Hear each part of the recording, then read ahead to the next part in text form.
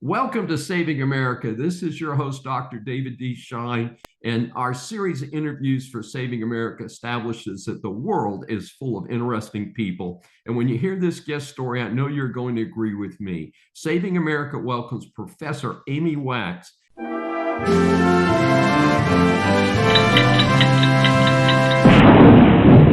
She's presently professor at the law school at the University of Pennsylvania, which is the trigger for this interview. More on that in a bit. Her incredible educational background is BS in biochemistry and biophysics from Yale, followed by a medical degree cum laude with distinction in neuroscience from Harvard, then practices medicine in New York for 5 years with a residency in neurology. So while working as a doctor, she earns her law degree from Columbia University, where she became an editor of the Columbia Law Review, won numerous awards. Then, as a full-time attorney, she clerked for a federal judge. She then went on to teach at two top law schools, University of Virginia and then at Penn, her present law school faculty position. Penn's law school is about as far left as you can get. Professor Wax has been open about her concerns regarding minority students and also about participation of certain minorities in politics. This has caused a firestorm at Penn. I had to cut this bio short, otherwise there'd be no time for our interview. I want to quickly note that I obtained my BA at Penn and have 2 graduate degrees from the University of Virginia. We welcome Professor Amy Wax for her first appearance on Saving America. Well, thank you very much, and thank you for inviting me. It's our pleasure. So, as you know, we ask our guests 3 questions. As a careful reader and conservative who has personally taught at an HBCU, I do comprehend your comments about Black students in higher education. Why were your comments mischaracterized by your fellow academics and others as racist? Well, first of all, let me just let me just address the term racist. The term is used very prolifically and very promiscuously in the current atmosphere. It's thrown around as a weapon. And when people are called racist, they usually tremble and retreat because, in some quarters it's the worst thing you can be called. But my view of it is that the word is ill-defined. When I ask people, why do you call me a racist? Can you define the term? They can't. And when I do get a definition, I get, something different every time. That's made me a lot, less wary of that term. I think it is a fertile ground for abuse and misuse. And I've been called it so much that it's kind of lost its sting. So I do not, it depends on your definition. Am I a racist? Am I not a racist? I don't spend a lot of time worrying about that. I really have to tell you. I spend a lot of time worrying about the future of our republic.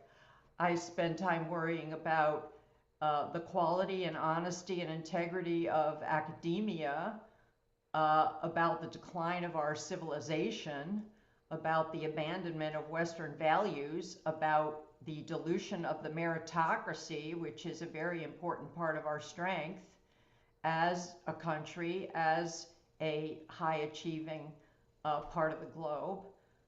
Those are the things that I worry about.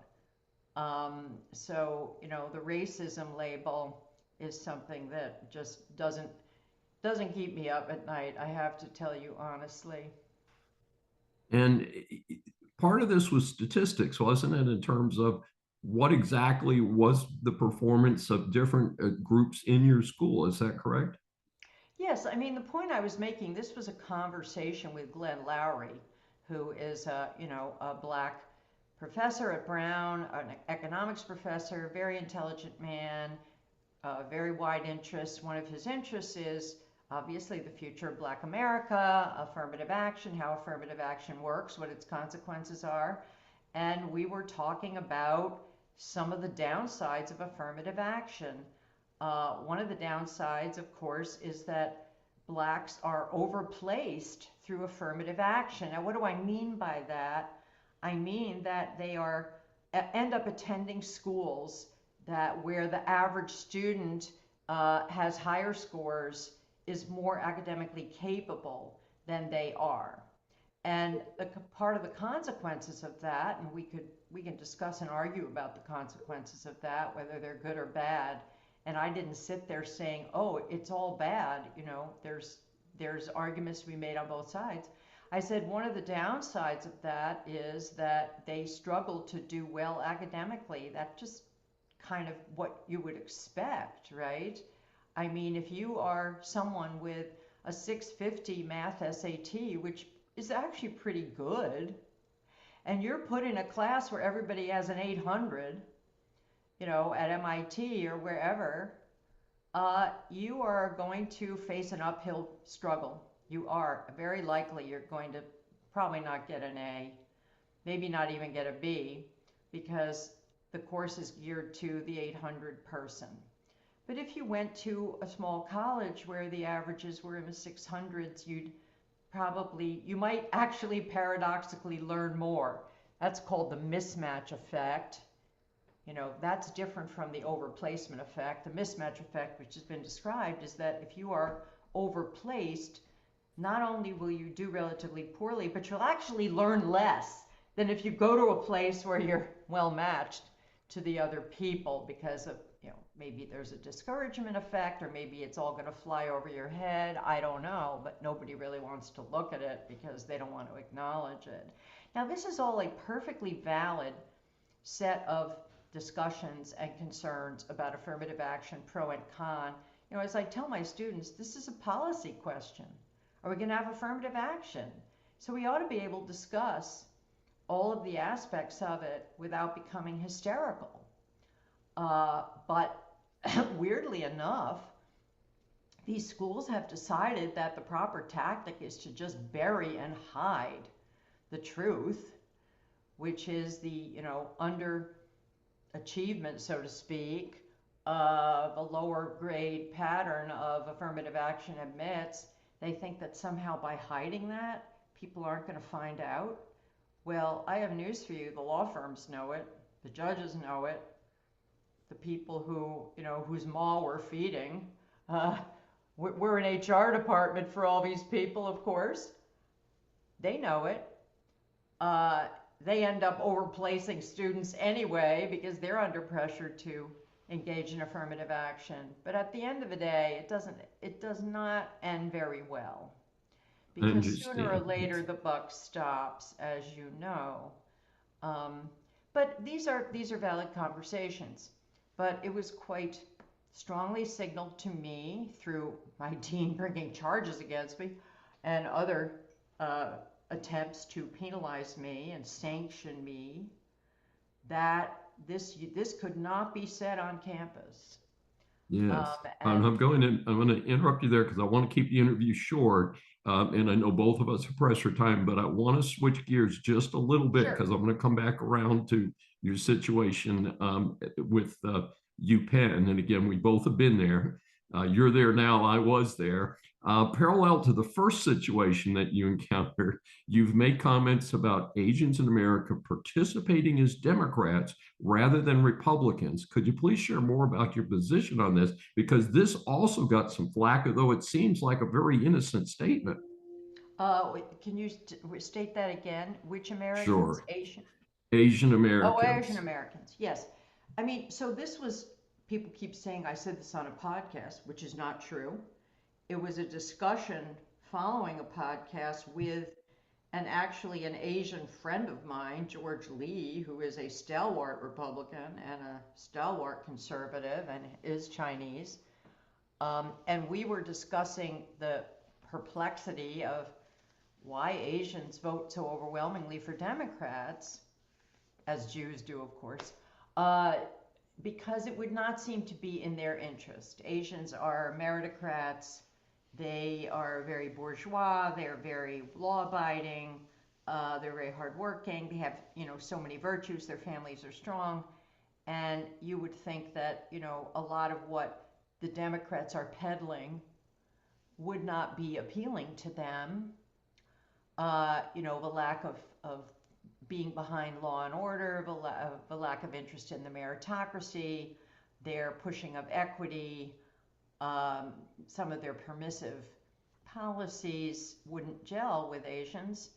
So why do they all vote for Democrats? And we couldn't come up with a theory really that was entirely satisfactory. A lot of it has to do with immigration, with Republicans being identified with Christians as being depicted as intolerant. I mean, there's all sorts of misconceptions and conceptions out there. But at the end of this interchange, I said, well, as a Republican who believes in the core Republican values, my view is we're better off with fewer Asians as long as they're voting for Democrats, because they're going to push the country, I think, in the wrong direction. There are other cultural reasons, I think, why we shouldn't be overwhelmed by Asians. It is a different culture. It is a more conformist culture. People say this to me all the time. Even Asians say it to me, right? They're not as concerned with, liberties, rights, the First Amendment, free speech. They think it's like some fetish that white people have, they should get over. It's just a different mentality. And all told, so this soundbite was lifted out of a much more complicated discussion.